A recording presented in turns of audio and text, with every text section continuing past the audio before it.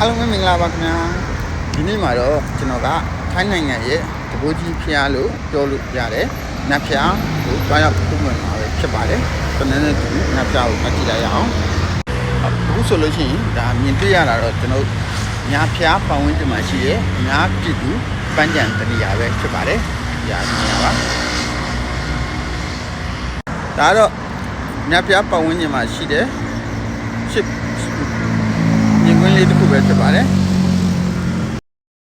ကျွန်တော်တို့မြဖျားဝင်လို့တစ်ကက်ဝယ်ပြီးပါပြီဒါတယောက်ကိုပတ်900ပေးရပါတယ်ဒါတော့အခုမြဖျားမှာမြင်ရတဲ့မြင်ကွင်းပဲဖြစ်ပါတယ်ဒါတော့ We just saw it on 2019. ထိုင်းနိုင်ငံမြဖျားရဲ့အဝင်ဝမြင်ကွင်းပဲဖြစ်ပါတယ်